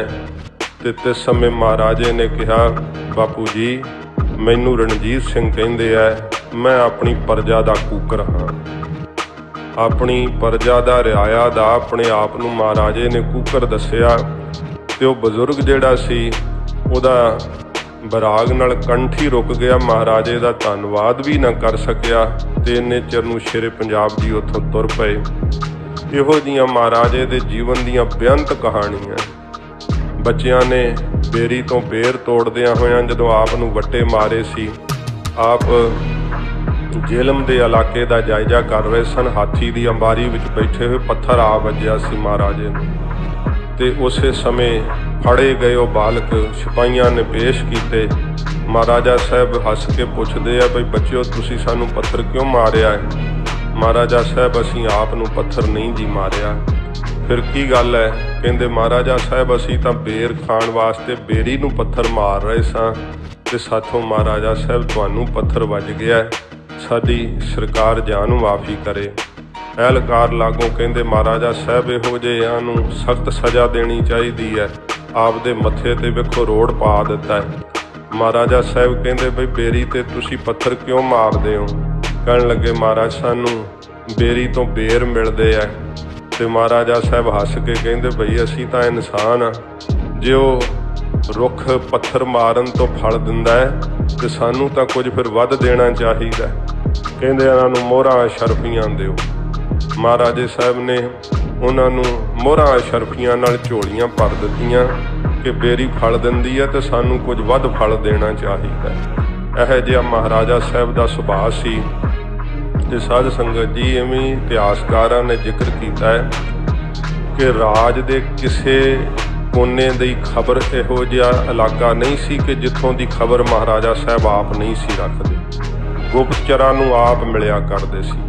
जदों किते तुसीं लाहौर जाण दा तुहानूं मौका मिले, तकरीबन बहुतियां किलियां विच ये मिल जाता है, पर वो शेरे पंजाब जी दे बनाए हुए वक्त दे ਜਦੋਂ ਤੁਸੀਂ ਮੁੱਖ ਦਰਵਾਜ਼ੇ ਤੇ ਪਹੁੰਚੋਗੇ ਤੇ ਛੋਟੇ ਛੋਟੇ ਤੁਹਾਨੂੰ ਘੁਰਨੇ ਜੇ ਦਿਖਾਈ ਦੇਣਗੇ, ਆਲੇ ਬਣੇ ਹੋਏ ਜਿਵੇਂ ਕਬੂਤਰਾਂ ਦੇ ਤੇ ਵੱਡਿਆਂ ਬਾਜਾਂ ਦੇ। ਤੇ ਉਹ ਫਿਰ ਤੁਸੀਂ ਜਦੋਂ ਪੁੱਛ ਲਿਓ ਕਿਸੇ ਨੂੰ ਕਿ ਇਹ ਕੀ ਕਾਰਨ ਹੈ, ਇਹ ਬਾਜਾਂ ਦੇ ਤੇ ਕਬੂਤਰਾਂ ਦੇ ਘੁਰਨੇ ਕਿਉਂ ਬਣੇ ਹੋਏ ਆ। ਜਿਹੜੇ ਜਿਹੜੇ ਇਲਾਕੇ ਤੋਂ ਬਾਜ ਜਾਂ ਕਬੂਤਰ ਡਾਕ ਲੈ ਕੇ ਆਉਂਦੇ ਸੀ ਉਸੇ ਆਲੇ ਵਿੱਚ ਆ ਕਰਕੇ ਬੈਠਦੇ ਸੀ। ਕਬੂਤਰਾਂ ਤੇ ਬਾਜਾਂ ਰਾਹੀਂ ਡਾਕ ਜਿਹੜੀ ਸੀ ਨਾ, ਚਿੱਠੀਆਂ, ਇਹ ਸਾਧ ਸੰਗਤ ਜੀ ਆਉਂਦੀਆਂ ਤੇ ਜਾਂਦੀਆਂ ਸੀਗੀਆਂ ਉਹਨਾਂ ਸਮਿਆਂ ਦੇ ਅੰਦਰ। ਭਾਵੇਂ ਕਿ ਪਹਿਲਾਂ ਘੋੜਸਵਾਰਾਂ ਰਾਹੀਂ ਵੀ ਸੁਨੇਹੇ ਆਉਂਦੇ ਸੀਗੇ, ਪਰ ਸ਼ੇਰੇ ਪੰਜਾਬ ਜੀ ਨੇ ਕਬੂਤਰਾਂ ਤੇ ਬਾਜਾਂ ਨੂੰ ਜਿਹੜਾ ਸੀ ਇਸ ਡਾਕ ਦੇ ਆਦਾਨ ਪ੍ਰਦਾਨ ਵਾਸਤੇ ਬਾਹਲਾ ਵਰਤਿਆ। ਤੇ ਹਰੇਕ ਤਕਰੀਬਨ ਇਲਾਕੇ ਦੀ ਮਹਾਰਾਜਾ ਸਾਹਿਬ ਆਪ ਖਬਰ ਰੱਖਦੇ ਸੀ। ਜਦੋਂ ਕਿਧਰੇ ਕੋਈ ਰਿਆਸਤ ਦੇ ਉੱਤੇ ਚੜ੍ਹਾਈ ਕਰਦਾ, ਕਿਉਂਕਿ ਕਈ ਮੁਹਿੰਮਾਂ ਜਿਹੜੀਆਂ ਸੀ ਮਹਾਰਾਜੇ ਨੇ ਆਪ ਫਤਿਹ ਕੀਤੀਆਂ। ਮਹਾਰਾਜੇ ਦੀਆਂ ਉਹ ਸ੍ਰੀ ਸਾਹਿਬਾਂ ਅੱਜ ਵੀ ਸਾਡੇ ਗੁਰ ਅਸਥਾਨਾਂ 'ਤੇ ਸੁਭਾਏਮਾਨ ਨੇ। 2 ਤੇਗਾਂ ਤਖਤ ਸੱਚਖੰਡ ਸ੍ਰੀ ਹਜ਼ੂਰ ਸਾਹਿਬ ਸੁਭਾਏਮਾਨ ਨੇ। ਇੱਕ ਮਹਾਰਾਜੇ ਦੀ ਤੇਗ ਕੇਂਦਰੀ ਅਜਾਇਬ ਘਰ ਸੱਚਖੰਡ ਸ੍ਰੀ ਹਰਿਮੰਦਰ ਸਾਹਿਬ ਵਿਖੇ ਬਿਰਾਜਮਾਨ ਹੈ। ਉਹ ਤੇਗ ਹੈ ਜਿਸ ਨਾਲ ਮਹਾਰਾਜੇ ਨੇ ਕਸੂਰ ਫਤਿਹ ਕੀਤੀ ਸੀ। ਤੋ ਬੜੇ ਬੜੇ ਮਹਾਰਾਜੇ ਦੇ ਜਿਹੜੇ ਸ਼ਸਤਰ ਹਨ ਉਹ ਸਾਧ ਸੰਗਤ ਜੀ ਇੰਗਲੈਂਡ ਦੇ ਵਿੱਚ ਵੀ ਪਏ ਹੋਏ ਆ, ਕਿਉਂਕਿ ਜਿਸ ਸਮੇਂ ਅੰਗਰੇਜ਼ ਨੇ ਸਾਡੇ ਰਾਜ ਦੇ ਉੱਤੇ ਆ ਕਰਕੇ ਕਬਜ਼ਾ ਕੀਤਾ ਸੀ ਨਾ, ਸਾਰੀ ਦੁਨੀਆ ਨੂੰ ਲੁੱਟਣ ਦੇ ਨਾਲ ਉਹਨੂੰ ਇੰਨਾ ਖਜ਼ਾਨਾ ਨਹੀਂ ਸੀ ਮਿਲਿਆ ਜਿੰਨਾ ਉਹਨੂੰ ਲਾਹੌਰ ਦੇ ਸ਼ਾਹੀ ਖਜ਼ਾਨੇ ਵਿੱਚੋਂ ਏਡਾ ਮਾਲ ਪ੍ਰਾਪਤ ਹੋਇਆ ਸੀ, ਕਿਉਂਕਿ ਅਸੀਂ ਬਹੁਤ ਅਮੀਰ ਸਾਂ। ਸਾਡੇ ਕੋਲ ਤਾਂ ਬਾਹਰ ਦੇ ਜਰਮਨ ਦੇਸ਼ ਦੇ, ਜਾਪਾਨ ਦੇਸ਼ ਦੇ ਜਿਹੜੇ ਡਾਕਟਰ ਲੋਕ ਸੀ ਉਹ ਆ ਕਰਕੇ ਨੌਕਰੀਆਂ ਕਰਿਆ ਕਰਦੇ ਸਨ। ਜਿੱਡੀ ਮਹਾਰਾਜੇ ਦੀ ਤਾਕਤ ਸੀ, ਹਰ ਕੋਈ ਰਾਜਾ ਮਹਾਰਾਜਾ ਸਾਹਿਬ ਨਾਲ ਮਿੱਤਰਤਾ ਕਰਨੀ ਚਾਹੁੰਦਾ ਸੀ। ਖਾਲਸਾਈ ਫੌਜ ਦੀ ਏਡੀ ਵੱਡੀ ਤਾਕਤ ਸੀ ਕਿ ਕਿਸੇ ਦੀ ਇੰਨੀ ਜ਼ਿਆਦਾ ਜੁਰਤ ਨਹੀਂ ਸੀ ਕਿ ਖਾਲਸਾ ਰਾਜ ਦੇ ਨਾਲ ਲੋਹਾ ਲੈ ਸਕੇ। ਖਾਲਸਾ ਰਾਜ ਤੋਂ ਸਭ ਰਿਆਸਤਾਂ ਡਰਦੀਆਂ ਸੀ। ਇਹੋ ਜਿਹਾ ਮਹਾਰਾਜੇ ਨੇ ਸਿੱਕਾ ਕਾਇਮ ਕੀਤਾ ਸੀ। ਤੇ ਜੇ ਮਹਾਰਾਜੇ ਦੇ ਸਮੇਂ ਦੇ ਸਿੱਕਿਆਂ ਦਾ ਵੇਖੀਏ, ਜਿਹੜੇ ਕਰੰਸੀ ਹੁੰਦੀ ਹੈ, ਤੇ ਕਿੰਨਾ ਗੁਰੂ ਸਾਹਿਬ ਨਾਲ ਪਿਆਰ ਕਰਦੇ ਸੀ। ਸਿੱਕੇ ਦੇ ਇੱਕ ਪਾਸੇ ਲਿਖਿਆ ਹੁੰਦਾ ਸੀ ਅਕਾਲ ਸਹਾਇ, ਦੂਸਰੇ ਪਾਸੇ ਲਿਖਿਆ ਹੁੰਦਾ ਸੀ ਦੇਗ ਤੇਗ ਫਤਿਹ ਨੁਸਰਤ ਬੇਦ ਰੰਗ ਜਾਫਤ ਅਜ ਨਾਨਕ ਗੁਰੂ ਗੋਬਿੰਦ ਸਿੰਘ। ਇਹ ਖਾਲਸਾ ਰਾਜ ਦੇ ਸਿੱਕੇ। ਫਿਰ ਸਰਦਾਰ ਹਰੀ ਸਿੰਘ ਨਲੂਏ ਦੇ ਨਾਮ ਦਾ ਵੀ ਸਿੱਕਾ ਮਹਾਰਾਜਾ ਸਾਹਿਬ ਨੇ ਜਾਰੀ ਕੀਤਾ। ਸ਼੍ਰੀ ਅਕਾਲ ਤਖਤ ਸਾਹਿਬ ਦੇ ਜਥੇਦਾਰ ਅਕਾਲੀ ਬਾਬਾ ਫੂਲਾ ਸਿੰਘ ਸਾਹਿਬ ਜੀ ਦਾ ਆਪ ਅਤੀ ਸਤਿਕਾਰ ਕਰਿਆ ਕਰਦੇ। ਜੇ ਕਿਸੇ ਕਾਰਨ ਕਰਕੇ ਕੋਈ ਮਤਭੇਦ ਹੋਇਆ ਤੇ ਪਤਾ ਲੱਗਾ ਅਕਾਲੀ ਜੀ ਨੂੰ ਕਿ ਮਹਾਰਾਜੇ ਨੇ ਕਿਸੇ, ਉਹ ਸਾਧ ਸੰਗਤ ਜੀ ਖਬਰ ਦੇਣ ਵਾਲੇ ਨੇ ਵੀ ਇਸ ਤਰ੍ਹਾਂ ਦੀ ਖਬਰ ਦਿੱਤੀ, ਕਿਉਂਕਿ ਕਹਿੰਦੇ ਆ ਮਹਾਰਾਜਾ ਸਾਹਿਬ ਲਾਹੌਰੋਂ ਆ ਰਹੇ ਸੀ, ਹਾਥੀ ਦੀ ਅਵਾਰੀ 'ਚ ਬੈਠੇ ਅੰਮ੍ਰਿਤਸਰ ਸਾਹਿਬ ਨੂੰ ਆ ਰਹੇ ਹੈ, ਤੇ ਰਸਤੇ ਵਿੱਚ ਕਿਤੇ ਮੁਜਰਾ ਹੋ ਰਿਹਾ ਸੀਗਾ। ਤੇ ਉਹ ਇਲਾਕੇ ਦੇ ਲੋਕ ਇਕੱਠੇ ਹੋ ਕੇ ਮਹਾਰਾਜਾ ਸਾਹਿਬ ਕੋਲ ਆ ਗਏ। ਉਹਨਾਂ ਨੂੰ ਪਤਾ ਲੱਗਾ ਕਿ ਮਹਾਰਾਜਾ ਸਾਹਿਬ ਦੀ ਸਵਾਰੀ ਲੰਘ ਰਹੀ ਹੈ। ਕਹਿਣ ਲੱਗੇ ਮਹਾਰਾਜਾ ਸਾਹਿਬ ਜੇ ਸਾਡੇ ਇੱਥੇ ਤੁਸੀਂ ਹੁੰਦੇ ਜਾਓ ਤਾਂ ਬੜੀ ਮਹਾਰਾਜ ਸਾਡੀ ਵੀ ਜਿਹੜੀ ਇੱਜ਼ਤ ਵਧੇਗੀ। ਤੇ ਮਹਾਰਾਜਾ ਸਾਹਿਬ ਜਦੋਂ ਉੱਥੋਂ ਦੀ ਲੰਘੇ ਆ, ਉਹ ਮੋਰਾ ਨਾਮੇ ਕੰਜਰੀ ਜਿਹੜੀ ਨਾਚ ਕਰ ਰਹੀ ਸੀ, ਲੋਕ ਪੈਸੇ ਦੇ ਰਹੇ ਸੀ। ਸ਼ੇਰੇ ਪੰਜਾਬ ਜੀ ਨੇ ਵੀ ਸੋਨੇ ਦਾ ਕੈਂਠਾ ਦੇ ਦਿੱਤਾ। ਤੇ ਜਦੋਂ ਅਕਾਲੀ ਜੀ ਨੂੰ ਪਤਾ ਲੱਗਿਆ ਤੇ ਫਿਰ ਅਕਾਲੀ ਜੀ ਨੇ ਪਹਿਲਾਂ ਸੁਨੇਹਾ ਘੱਲਿਆ ਸੀਗਾ। ਕਹਿੰਦੇ ਕਿ ਉਸ ਸੁਨੇਹੇ ਤੇ ਸ਼ੇਰੇ ਪੰਜਾਬ ਜੀ ਨੇ ਕਿਹਾ ਕਿ ਕੋਈ ਗੱਲ ਨਹੀਂ, ਇਹ ਕਿਹੜੀ ਕੋਈ ਵੱਡੀ ਗੱਲ ਹੈ। ਤੇ ਪਰ ਅਕਾਲ ਤਖਤ ਸਾਹਿਬ ਦਾ ਆਇਆ ਹੋਇਆ ਸੁਨੇਹਾ ਮਹਾਰਾਜੇ ਨੂੰ ਉਸ ਤੇ ਜਾਣਾ ਚਾਹੀਦਾ ਸੀ, ਪਰ ਅਣਗੌਲਿਆਂ ਕਰ ਲਿਆ, ਜਿਸ ਕਰਕੇ ਫਿਰ ਅਕਾਲੀ ਜੀ ਨੂੰ ਸ਼੍ਰੀ ਅਕਾਲ ਤਖਤ ਸਾਹਿਬ ਤੋਂ ਹੁਕਮ ਜਾਰੀ ਕਰਨਾ ਪਿਆ। ਮਹਾਰਾਜੇ ਨੂੰ ਸਿੱਖੀ ਵਿੱਚੋਂ ਛੇਕਣਾ ਪਿਆ। ਤੇ ਜਦੋਂ ਕਹਿੰਦੇ ਆ ਇਹ ਜਿਹੜਾ ਕਿਲੇ ਤੋਂ ਬਾਹਰ ਸਾਧ ਸੰਗਤ ਜੀ, ਉਹ 12 ਦਰੀ, ਉਹਨੂੰ ਦੀਵਾਨੇ ਆਮ ਕਿਹਾ ਜਾਂਦਾ। ਉੱਥੇ ਮਹਾਰਾਜਾ ਸਾਹਿਬ ਰਿਆਇਆ ਨੂੰ ਮਿਲਦੇ ਹੁੰਦੇ ਸੀ, ਅੰਦਰ ਦੀਵਾਨੇ ਖਾਸ ਹੁੰਦਾ ਸੀ। ਉੱਥੋਂ ਮਹਾਰਾਜੇ ਦੀ ਪਾਲਕੀ ਜਦੋਂ ਸਭਾ ਸਮਾਪਤ ਹੋਈ, ਉੱਠ ਕੇ ਚੱਲੀ ਹੈ। ਲਾਹੌਰ ਦੇ ਲੋਕ ਨਮਸਕਾਰਾਂ ਕਰਨ ਲਈ ਉਹਨਾਂ ਦਾ ਤਾਂਤਾ ਲੱਗਿਆ ਰਹਿੰਦਾ। ਅੱਜ ਕੋਈ ਵੀ ਨਮਸਕਾਰ ਨਹੀਂ ਕਰ ਰਿਹਾ। ਜੇ ਕੋਈ ਮਿਲਿਆ ਵੀ ਰਾਹਗੀਰ ਤਾਂ ਮਹਾਰਾਜੇ ਨੂੰ ਪਿੱਠ ਕਰ ਲਈ ਪੁੱਛਿਆ ਮਹਾਰਾਜੇ ਨੇ ਕਿ ਕੀ ਕਾਰਨ ਹੈ ਅੱਜ ਇਹ ਲਾਹੌਰ ਦੇ ਸਿੱਖ ਸਾਨੂੰ ਫਤਿਹ ਹੀ ਨਹੀਂ ਬੁਲਾਉਂਦੇ। ਦੱਸਿਆ ਅਮੀਰਾਂ ਵਜ਼ੀਰਾਂ ਨੇ ਕਿ ਮਹਾਰਾਜਾ ਸਾਹਿਬ ਆਪ ਨੂੰ ਸ਼੍ਰੀ ਅਕਾਲ ਤਖਤ ਸਾਹਿਬ ਤੋਂ ਛੇਕ ਦਿੱਤਾ ਗਿਆ। ਜਦੋਂ ਇਉਂ ਮਹਾਰਾਜੇ ਨੇ ਸੁਣਿਆ ਤੇ ਵੇਖ ਲਓ ਆਪਣੇ ਆਪ ਨੂੰ ਸਿੱਖੀ ਵਿੱਚ ਸ਼ਾਮਲ ਰੱਖਣ ਲਈ ਮਹਾਰਾਜੇ ਨੇ ਨੰਗੀ ਪੈਰੇ ਤੁਰ ਕੇ ਅੰਮ੍ਰਿਤਸਰ ਸਾਹਿਬ ਆਉਣਾ ਕੀਤਾ। ਇੱਥੇ ਜਦੋਂ ਫਿਰ ਅਕਾਲੀ ਬਾਬਾ ਫੂਲਾ ਸਿੰਘ ਸਾਹਿਬ ਜਥੇਦਾਰ ਸ਼੍ਰੀ ਅਕਾਲ ਤਖਤ ਸਾਹਿਬ ਉੱਤੇ ਚਬੂਤਰੇ ਤੇ ਬੈਠੇ ਵੀਰ ਆਸਣ ਲਾ ਕੇ ਤੇ ਅਪਰਾਧੀ ਨੂੰ ਜਿਵੇਂ ਖਿਲਾਰੀਦਾ ਨਾ ਉਵੇਂ ਸਾਹਮਣੇ ਸ਼ੇਰੇ ਪੰਜਾਬ ਜੀ ਨੂੰ ਖਿਲਾਰਿਆ। ਇਮਲੀ ਦਾ ਬੂਟਾ ਉੱਥੇ ਲੱਗਾ ਹੋਇਆ ਤੇ ਜਦੋਂ ਆ ਨੀਲਾ ਤਾਰਾ ਸਾਕਾ ਹੋਇਆ ਸੀ ਉਹ ਬੰਬਾਂ ਦੇ ਨਾਲ ਉੱਡ ਗਿਆ ਸੀ ਬੂਟਾ ਤੇ ਦੁਬਾਰਾ ਫਿਰ ਉਸ ਬੂਟੇ ਨੂੰ ਲਾਇਆ ਸ਼੍ਰੀਮਾਨ ਸੰਤ ਬਾਬਾ ਠਾਕੁਰ ਸਿੰਘ ਜੀ ਨੇ। ਤੇ ਉਹ ਪੁੱਛਦੇ ਕਿ ਇਹ ਜ਼ਰੂਰੀ ਕਿਉਂ ਹੈ ਲਾਉਣਾ, ਇਹਦੀ ਕਿਹੜਾ ਕਿਸੇ ਛਾਵੇਂ ਬੈਠਣਾ, ਇਹਨੂੰ ਕਿਹੜਾ ਕੋਈ ਫਲ ਲੱਗਦਾ ਹੈ। ਕਹਿੰਦੇ ਸਾਡੇ ਇਤਿਹਾਸ ਦੀ ਨਿਸ਼ਾਨਦੇਹੀ ਕਰਦਾ ਏ। ਇਮਲੀ ਦਾ ਬੂਟਾ ਸਾਡੀਆਂ ਆਉਣ ਵਾਲੀਆਂ ਨਸਲਾਂ ਨੂੰ ਸਦਾ ਦਿਖਾਉਂਦਾ ਰਹੇਗਾ ਕਿ ਧਰਮ ਨੇ ਰਾਜਨੀਤੀ ਨੂੰ ਇੱਥੇ ਬੰਨਿਆ ਸੀ, ਤਖਤ ਦੇ ਜਥੇਦਾਰ ਨੇ ਇੱਥੇ ਬੰਨਿਆ ਸੀ ਰਾਜੇ ਨੂੰ ਤੇ ਸਦਾ ਰਾਜਨੀਤੀ ਅਧੀਨ ਰਹੇਗੀ ਧਰਮ ਦੀ। ਇਹ ਇਮਲੀ ਦਾ ਬੂਟਾ ਸਦਾ ਕੌਮ ਨੂੰ ਇਹ ਸੁਨੇਹਾ ਦਿੰਦਾ ਰਹੇਗਾ। ਜਦੋਂ ਮਹਾਰਾਜਾ ਸਾਹਿਬ ਜੀ ਨੇ ਅਕਾਲੀ ਜੀ ਨੇ ਹੁਕਮ ਦਿੱਤਾ ਕਿ ਇਮਲੀ ਦੇ ਰੁੱਖ ਨਾਲ ਬੰਨ੍ਹ ਦਿੱਤਾ ਜਾਵੇ, ਸ਼ੇਰੇ ਪੰਜਾਬ ਜੀ ਨੂੰ ਜਦੋਂ ਬੰਨ੍ਹ ਲਿਆ ਗਿਆ ਤੇ ਫਿਰ ਜਦੋਂ ਹੁਕਮ ਸੁਣਾਇਆ ਕਿ ਇਹਨਾਂ ਨੂੰ ਕੋਟੜਿਆਂ ਦੀ ਸਜ਼ਾ ਲਾਈ ਜਾਵੇ, ਸ਼ੇਰੇ ਪੰਜਾਬ ਜੀ ਨੇ ਫਿਰ ਬਹੁਤ ਨਿਮਰਤਾ ਤੇ ਹਲੀਮੀ ਨਾਲ ਆਖਿਆ, ਖਾਲਸਾ ਜੀ ਜਿੰਨੇ ਮੇਰੇ ਵਿੱਚ ਔਗਣ ਨੇ ਸਾਰੇ ਇੱਥੇ ਕੱਢ ਦਿਓ, ਮੈਨੂੰ ਪਰਲੋਕ 'ਚ ਲੇਖਾ ਨਾ ਦੇਣਾ ਪਵੇ, ਮੈਂ ਹਾਜ਼ਰ ਹਾਂ ਆਪ ਦੇ ਸਾਹਮਣੇ। ਇੰਨੀ ਨਿਮਰਤਾ ਵੇਖ ਕਰਕੇ ਫਿਰ ਅਕਾਲੀ ਜੀ ਨੇ ਕਿਹਾ ਕਿ ਭਾਈ ਹੁਣ ਨਾ ਮਾਰਿਓ, ਵੱਜਿਆਂ ਵਰਗੇ ਹੋ ਗਏ। ਫਿਰ ਸ਼ੇਰੇ ਪੰਜਾਬ ਜੀ ਨੂੰ ਸੇਵਾ ਲਾਈ ਗਈ। ਇਹ ਸਾਧ ਸੰਗਤ ਜੀ ਮਹਾਰਾਜੇ ਦੇ ਸਮੇਂ ਦੇ ਇਤਿਹਾਸਕਾਰ ਲਿਖਦੇ ਹੈ ਕਿ ਸ਼ੇਰੇ ਪੰਜਾਬ ਕਿਸੇ ਨੂੰ ਜਵਾਬਦੇਹ ਨਹੀਂ ਸੀ ਸਿਵਾਏ ਖਾਲਸੇ ਤੋਂ। ਖਾਲਸਾ ਹੀ ਆਪ ਨੂੰ ਜਵਾਬਦੇਹੀ ਕਰ ਸਕਦਾ ਸੀ। ਜੇ ਕੋਈ ਗੱਲਬਾਤ ਆਪ ਨੂੰ ਕਰੜੇ ਰੁੱਖ ਵਿੱਚ ਕਰਦੇ ਸਨ ਤੇ ਸਿਵਾਏ ਅਕਾਲੀ ਬਾਬਾ ਫੂਲਾ ਸਿੰਘ ਸਾਹਿਬ ਤੋਂ ਕੋਈ ਨਹੀਂ ਸੀ ਕਰ ਸਕਦਾ। ਇਹੋ ਜਿਹਾ ਮਹਾਰਾਜਾ ਖਾਲਸੇ ਦਾ ਸਤਿਕਾਰ ਕਰਦੇ। ਤੇ ਸਾਧ ਸੰਗਤ ਜੀ ਏਡਾ ਸਾਡਾ ਵਿਸ਼ਾਲ ਰਾਜ, ਏਡਾ ਸੁਖੀ ਰਾਜ ਕਿ ਉਸ ਰਾਜ ਦੀਆਂ ਦਾਤਾਂ ਦਿੰਦੇ ਹੈ, ਉਸ ਰਾਜ ਦੇ ਹਵਾਲੇ ਦਿੰਦੇ ਹੈ ਕਿ ਮਹਾਰਾਜੇ ਦਾ ਰਾਜ ਸੀਗਾ ਤੇ ਰਾਤ ਨੂੰ ਵੀ ਸੋਨੇ ਦੀਆਂ ਦੁਕਾਨਾਂ ਖੁੱਲ੍ਹੀਆਂ ਹੁੰਦੀਆਂ ਸੀ, ਵਿੱਚ ਮਾਲਕ ਨਹੀਂ ਸੀ ਹੁੰਦੇ, ਕਿਉਂਕਿ ਸਰਕਾਰ ਵੱਲੋਂ ਹੁਕਮ ਸੀਗਾ ਕਿ ਜਿਹਦਾ ਜਿੰਨਾ ਨੁਕਸਾਨ ਹੋ ਜਾਵੇ ਸਰਕਾਰ ਭਰੇਗੀ, ਕਿਸੇ ਨੇ ਆਪਣੀ ਦੁਕਾਨ ਨੂੰ ਤਾਲਾ ਨਹੀਂ ਮਾਰਨਾ। ਲਾਹੌਰ ਦੇ ਬਾਜ਼ਾਰ ਰਾਤ ਨੂੰ ਵੀ ਖੁੱਲ੍ਹੇ ਰਹਿੰਦੇ ਸੀਗੇ। ਇੰਨਾ ਸਤਯੁਗ ਦਾ ਸਮਾਂ ਜਾਣੋ ਮਹਾਰਾਜੇ ਨੇ ਲਾ ਦਿੱਤਾ ਸੀ। ਕਹਿੰਦੇ ਐ ਕਿ ਕੁੱਤੇ ਦੇ ਗਲ ਵਿੱਚ ਪਿਆ ਹੋਇਆ ਸੋਨੇ ਦਾ ਕੈਂਠਾ ਵੀ ਕੋਈ ਨਹੀਂ ਸੀ ਉਤਾਰਦਾ। ਇੰਨੇ ਲੰਮੇ ਰਾਜ ਵਿੱਚ ਸ਼ੇਰੇ ਪੰਜਾਬ ਜੀ ਨੇ ਕਦੇ ਕਿਸੇ ਨੂੰ ਫਾਹੇ ਨਹੀਂ ਸੀ ਟੰਗਿਆ, ਫਾਂਸੀ ਦੀ ਸਜ਼ਾ ਨਹੀਂ ਸੀ ਸੁਣਾਈ। ਜਦੋਂ ਆਪ ਕਿਲੇ ਦੇ ਵਿੱਚ ਕਿਤੇ ਜਾਓ ਵੇਖਣ ਨੂੰ, ਉੱਥੇ ਸਾਧ ਸੰਗਤ ਜੀ ਕੁਝ ਇਤਿਹਾਸ ਦੀਆਂ ਨਿਸ਼ਾਨਦੇਹੀਆਂ ਨੇ, ਕਿਉਂਕਿ ਹੈ ਤਾਂ ਉਹ ਪੁਰਾਤਨ ਕਿਲਾ, ਪਰ ਸ਼ੇਰੇ ਪੰਜਾਬ ਜੀ ਨੇ ਆਪਣੀ ਰਿਹਾਇਸ਼ਗਾਹ ਵਾਸਤੇ ਉਹਨੂੰ ਆਪਣੇ ਤਰੀਕੇ ਨਾਲ ਤਬਦੀਲ ਕੀਤਾ ਸੀਗਾ। ਮਹਾਰਾਜੇ ਜੀ ਜਿੱਥੇ ਆਪਣੀ ਖੁਦ ਰਿਹਾਇਸ਼ ਹੈ ਨਾ, ਉੱਥੇ ਹੋਰ ਕੋਈ ਨਹੀਂ ਰਹਿ ਸਕਦਾ ਹੁੰਦਾ ਜਿੱਥੇ ਮਹਾਰਾਜਾ ਸਾਹਿਬ ਆਪ ਰਹਿੰਦੇ ਹੈ।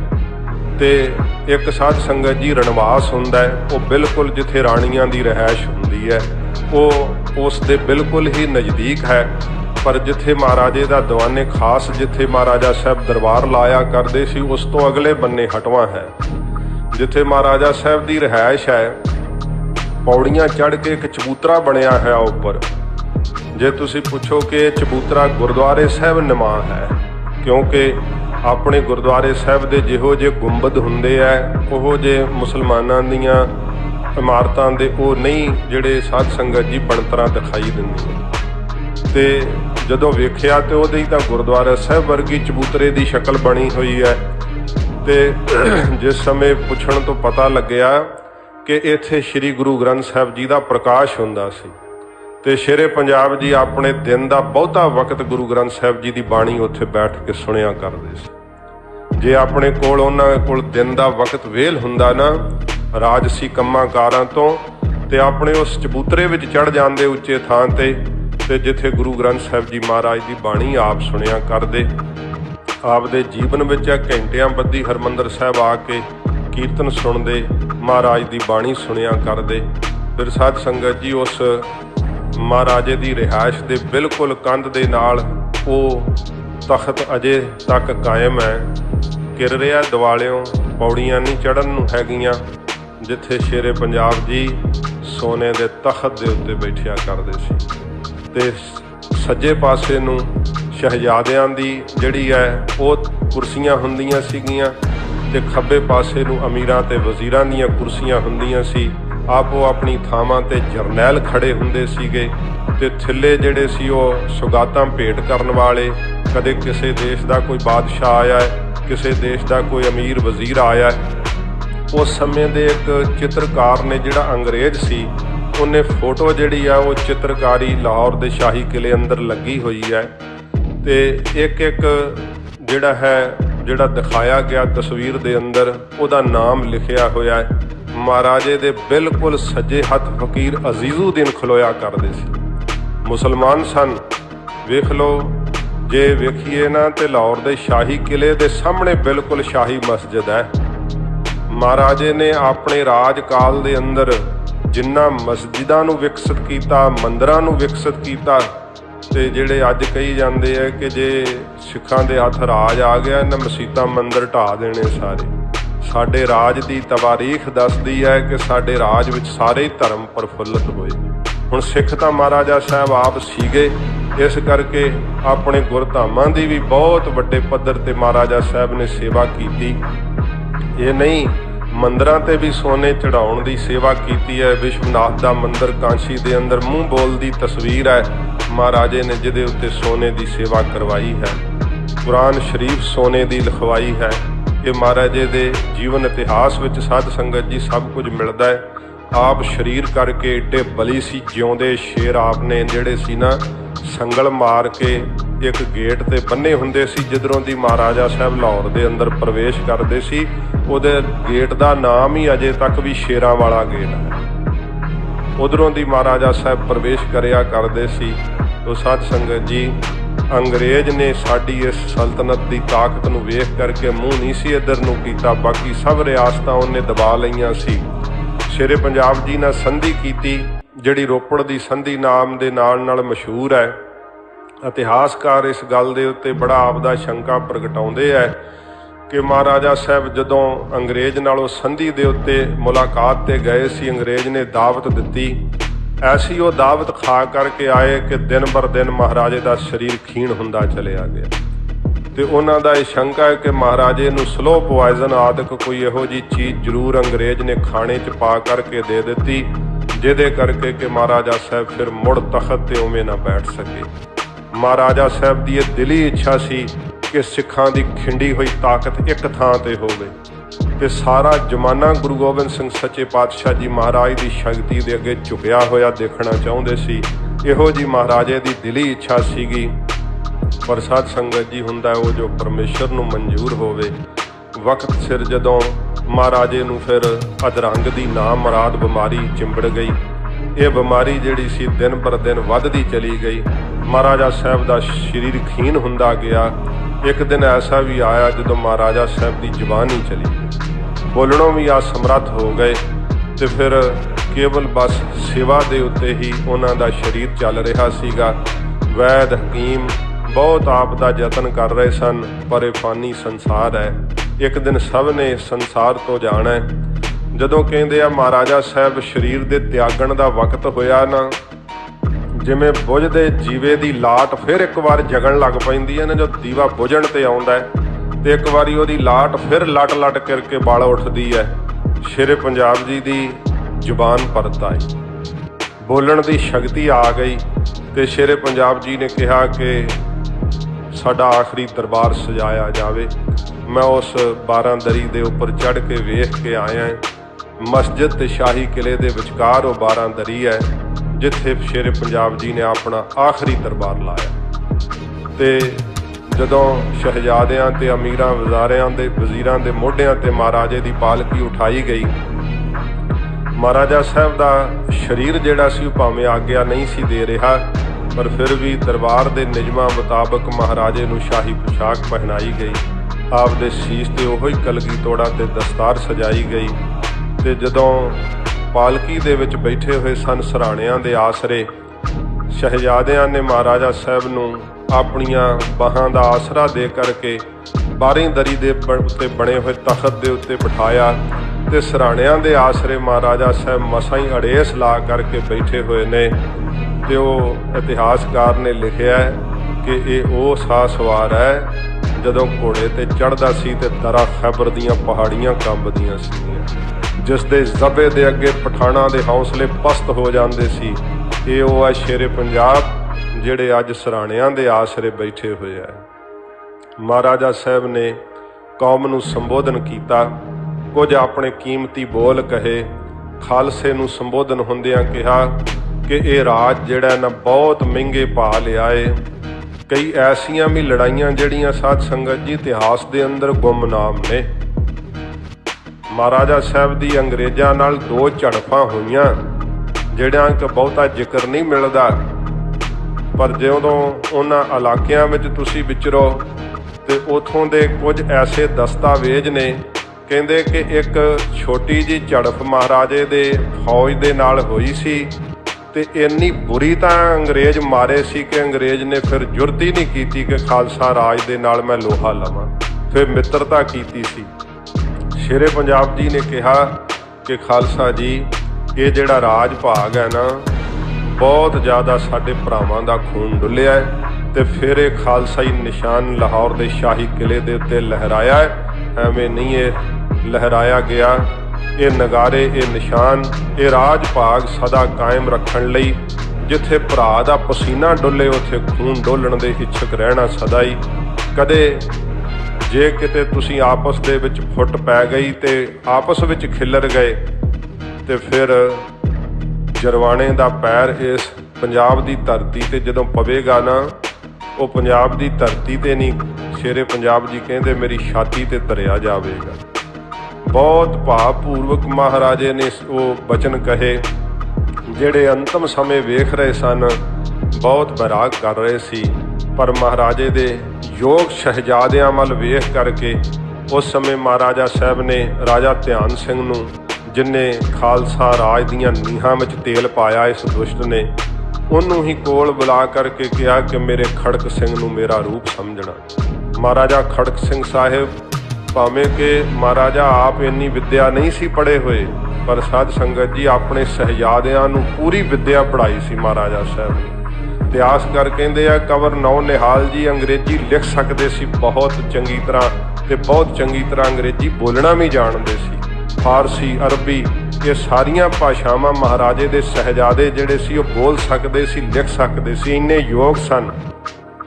ਪਰ ਧਿਆਨ ਸਿੰਘ ਡੋਗਰਾ ਇੰਨੀ ਨੀਤ ਦਾ ਮਾੜਾ ਸੀ ਕਿ ਮਹਾਰਾਜਾ ਸਾਹਿਬ ਨੂੰ ਸਦਾ ਕੰਨ ਭਰਦਾ ਰਹਿੰਦਾ ਸੀ। ਜੇ ਕਿਸੇ ਮੁਹਿੰਮ ਤੇ ਸ਼ਹਿਜ਼ਾਦਾ ਜਾਂਦਾ, ਮਹਾਰਾਜਾ ਖੜਕ ਸਿੰਘ ਪਿੱਛੋਂ ਮਦਦ ਨਾ ਭੇਜਦਾ ਤੇ ਉਹ ਮੁਹਿੰਮ ਸਰ ਨਾ ਹੁੰਦੀ।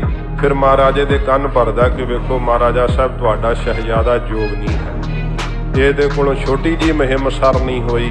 ਇਸ ਦੀਆਂ ਨੀਤੀਆਂ ਜਾਣਦੇ ਸਨ ਤੇ ਅਕਾਲੀ ਬਾਬਾ ਫੂਲਾ ਸਿੰਘ ਸਾਹਿਬ ਜਾਣਦੇ ਸੀ, ਸਰਦਾਰ ਹਰੀ ਸਿੰਘ ਨਲੂਆ ਜਾਣਦੇ ਸਨ ਕਿ ਧਿਆਨ ਸਿੰਘ ਡੋਗਰਾ ਕੀ ਚਾਹੁੰਦਾ ਹੈ। ਪਰ ਅਫਸੋਸ ਕਿ ਉਹ ਇਸ ਫਾਨੀ ਸੰਸਾਰ ਤੋਂ ਮਹਾਰਾਜੇ ਦੇ ਸਰੀਰ ਛੱਡਣ ਤੋਂ ਪਹਿਲਾਂ ਹੀ ਚਲੇ ਗਏ। ਤੇ ਜਦੋਂ ਫਿਰ ਸਾਧ ਸੰਗਤ ਜੀ ਮਹਾਰਾਜਾ ਖੜਕ ਸਿੰਘ ਨੂੰ ਆਪਣਾ ਟਿੱਕਾ ਕਹਿ ਕੇ ਯੁਵਰਾਜ ਥਾਪ ਕਰਕੇ ਕਿ ਸਾਡੇ ਸਰੀਰ ਦੇ ਤਿਆਗਣ ਤੋਂ ਬਾਅਦ ਮਹਾਰਾਜਾ ਦੀ ਪਦਵੀ ਤੇ ਸਾਡੇ ਪੁੱਤਰ ਨੂੰ ਸਥਾਪਿਤ ਕਰਕੇ ਰਾਜ ਭਾਗ ਨੂੰ ਚਲਾਉਣਾ, ਸਾਡਾ ਰੂਪ ਮੰਨ ਕਰਕੇ ਇਹਨਾਂ ਦੀ ਆਗਿਆ ਦਾ ਪਾਲਣ ਕਰਨਾ, ਸਾਰੀਆਂ ਜ਼ਿੰਮੇਵਾਰੀਆਂ ਮਹਾਰਾਜਾ ਸਾਹਿਬ ਨੇ ਨਿਭਾ ਦਿੱਤੀਆਂ। ਉਹ ਆਖਰੀ ਦਰਬਾਰ ਲਾਇਆ ਤੇ ਮਹਾਰਾਜੇ ਦੀ ਪਾਲਕੀ ਉੱਠੀ, ਸੰਮਣ ਬੁਰਜ ਦੇ ਅੰਦਰ ਗਈ ਤੇ ਦੁਬਾਰਾ ਸਾਧ ਸੰਗਤ ਜੀ ਉਹ ਖਾਲਸਾ ਦਰਬਾਰ ਉਵੇਂ ਨਾ ਸੱਜ ਸਕਿਆ। ਉਹੋ ਜੀਆਂ ਰੌਣਕਾਂ, ਉਹੋ ਜੀਆਂ ਮਹਿਕਾਂ ਫਿਰ ਨਾ ਉੱਥੇ ਉੱਠ ਸਕੀਆਂ। ਕਦੇ ਉਹ ਸੋਨੇ ਦਾ ਤਖਤ ਫਿਰ ਉੱਥੇ ਲੱਗ ਨਾ ਸਕਿਆ। ਐਸੇ ਭੁੱਖੇ ਕਿ ਹੀਰੇ ਜਵਾਹਰਾਤ ਵੀ ਲੁੱਟ ਕੇ ਲੈ ਗਏ, ਸੋਨੇ ਦਾ ਤਖਤ ਵੀ ਲੈ ਗਏ। ਜਿਸ ਕੋਹੇ ਨੂਰ ਨੂੰ ਪ੍ਰਾਪਤ ਕਰਕੇ ਅੱਜ ਬੜੀ ਆਪਣੀ ਸ਼ਾਨ ਸਮਝਦੇ ਹੈ, ਕਦੇ ਉਹ ਕੋਹੇ ਨੂਰ ਹੀਰਾ ਸ਼ੇਰੇ ਪੰਜਾਬ ਜੀ ਦੇ ਸੱਜੇ ਡੌਲੇ ਵਿੱਚ ਸੱਜਦਾ ਹੁੰਦਾ ਸੀ। ਬਹੁਤੇ ਨਾਲ ਉਹਨਾਂ ਨੇ ਇਸ ਹੀਰੇ ਨੂੰ ਬੰਨਿਆ ਹੋਇਆ ਸੀ। ਇੱਕ ਮਹਾਰਾਜਾ ਸਾਹਿਬ ਨੇ ਬਚਨ ਬਹੁਤ ਨੇ ਸਾਧ ਸੰਗਤ ਜੀ, ਪਰ ਸੀਮਤ ਸਮਾਂ ਮੈਂ ਮਹਾਂਪੁਰਖਾਂ ਦੇ ਜੀਵਨ ਤੇ ਵੀ ਕੋ ਬਚਨ ਕਹਿਣੇ ਹਨ। ਕਹਿੰਦੇ ਆ ਮਹਾਰਾਜਾ ਸਾਹਿਬ ਨੇ ਗੁਰੂ ਹਰਰਾਏ ਸਾਹਿਬ ਜੀ ਦੇ ਨਾਂ ਤੇ ਇੱਕ ਮਿਸਲ ਕਾਇਮ ਕੀਤੀ ਸੀ, ਇੱਕ ਜਿਹੜਾ ਰੈਜੀਮੈਂਟ ਬਣਾਈ ਸੀ, ਜਿਵੇਂ ਰੈਜੀਮੈਂਟਾਂ ਹੁੰਦੀਆਂ, ਉਹਦੇ ਵਿੱਚ 2200 ਘੋੜ ਸਵਾਰ ਸਨ ਤੇ ਉਹ ਸਾਰੇ ਖਾਨਦਾਨੀ ਸਨ ਤੇ ਸਾਰੇ ਹੀ ਤਕਰੀਬਨ 6 ਫੁੱਟ ਤੋਂ ਉੱਚੇ ਸਨ। ਗੱਜ-ਗੱਜ ਚੌੜੀਆਂ ਛਾਤੀਆਂ ਸੀ ਉਹਨਾਂ ਦੀਆਂ। ਜਦੋਂ ਸ਼ੇਰੇ ਪੰਜਾਬ ਜੀ ਲਾਹੌਰ ਦੇ ਅੰਦਰ ਦਿਨ ਤਿਉਹਾਰ ਦੇ ਅੰਦਰ ਉਹ ਜਲੂਸ ਕੱਢਿਆ ਕਰਦੇ ਨਾ, ਤੇ ਉਹ 2200 ਘੋੜ ਸਵਾਰ ਸ਼ੇਰੇ ਪੰਜਾਬ ਜੀ ਦੇ ਨਾਲ ਤੁਰਦੇ ਸੀ ਤੇ ਆਪ ਮਹਾਰਾਜਾ ਸਾਹਿਬ ਲੈਲਾ ਘੋੜੇ ਦੇ ਉੱਤੇ ਸਵਾਰ ਹੁੰਦੇ ਸਨ। ਦੁਨੀਆ ਤੋਂ ਥਾਵਾਂ ਤੋਂ ਲੋਕ ਵੇਖਣ ਵਾਸਤੇ ਆਉਂਦੇ ਸੀ। ਇਸ ਦਿਨ ਨੂੰ ਸ਼ੇਰੇ ਪੰਜਾਬ ਨੇ ਘੋੜੇ ਤੇ ਸਵਾਰ ਹੋਣਾ। ਮਹਾਰਾਜੇ ਸਾਹਿਬ ਦੀ ਸੋਭਾ ਵੇਖ ਕਰਕੇ ਭਾਵੇਂ ਕਿ ਬਚਪਨ ਵਿੱਚ ਚੇਚਕ ਦੀ ਬਿਮਾਰੀ ਨਾਲ ਆਪ ਦੀ ਖੱਬੀ ਅੱਖ ਜਾਂਦੀ ਲੱਗੀ ਸੀ, ਚੇਚਕ ਦੇ ਬੜੇ ਦਾਗ ਸਨ ਮੁਖ ਦੇ ਉੱਤੇ, ਪਰ ਇੰਨਾ ਪ੍ਰਤਾਪ ਸੀ ਫਿਰ ਵੀ ਕਿ ਮਹਾਰਾਜੇ ਦਾ ਦਰਸ਼ਨ ਕਰਨ ਲਈ ਲੋਕ ਆਇਆ ਕਰਦੇ। ਆਪ ਦੁਸ਼ਹਿਰੇ ਤੇ ਦਰਬਾਰ ਲਾਉਂਦੇ, ਬਸੰਤੀ ਦਰਬਾਰ ਲੱਗਦਾ, ਬੜੇ ਵਪਾਰੀ ਆਉਂਦੇ ਤੇ ਸਾਧ ਸੰਗਤ ਜੀ ਐਡਾ ਉਹਨੂੰ ਉੱਥੋਂ ਧਨ ਮਾਲ ਖੱਟ ਕੇ ਜਾਂਦੇ। ਕਹਿੰਦੇ ਬਸੰਤੀ ਦਰਬਾਰ ਵਿੱਚ ਜੇ ਦੁਕਾਨ ਲਾ ਲਈ ਤੇ ਸਾਰੇ ਸਾਲ ਦਾ ਹੀ ਮੁਨਾਫਾ ਖੱਟ ਲਿਆ। ਐਡਾ ਸਾਡਾ ਰਾਜ ਵਿਕਸਿਤ ਹੁੰਦਾ ਸੀ, ਜਿੱਥੇ ਹਰ ਕੋਈ ਆਉਣਾ ਪਸੰਦ ਕਰਦਾ ਸੀ, ਵਪਾਰ ਕਰਨਾ ਪਸੰਦ ਕਰਦਾ ਸੀ। ਤੇ ਸ਼ੇਰੇ ਪੰਜਾਬ ਜੀ ਨੇ ਫਿਰ ਸਾਧ ਸੰਗਤ ਜੀ 70 ਸਾਲ ਦੀ ਤਕਰੀਬਨ ਆਜੂ ਭੋਗ ਕਰਕੇ ਅੱਜ ਦੇ ਦਿਨ ਸਮਣ ਬੁਰਜ ਦੇ ਅੰਦਰ ਆਖਰੀ ਸਾਹ ਲਿਆ ਸੀ। ਮਹਾਰਾਜਾ ਸਾਹਿਬ ਜੀ ਦੀ ਚਿਖਾ ਜਿਹੜੀ ਸੀ, ਜਿੱਥੇ ਮਹਾਰਾਜੇ ਦਾ ਸਮਾਧਾ ਬਣਿਆ ਹੋਇਆ, ਇੱਥੇ ਚਿਖਾ ਸਜਾਈ ਗਈ ਸੀ ਤੇ ਮਹਾਰਾਜੇ ਦੀ ਚਿਖਾ ਦੇ ਅੰਦਰ ਇਤਿਹਾਸਕਾਰਾਂ ਨੇ ਜ਼ਿਕਰ ਕੀਤਾ ਹੈ ਕਿ 4 ਰਾਣੀਆਂ ਤੇ 7 ਗੋਲੀਆਂ ਨਾਲ ਸਤੀ ਹੋਈਆਂ ਸਨ। ਸ਼ੇਰੇ ਪੰਜਾਬ ਜੀ ਦਾ ਅੱਜ ਦੇ ਦਿਨ ਅਕਾਲ ਚਲਾਣਾ ਹੋਇਆ।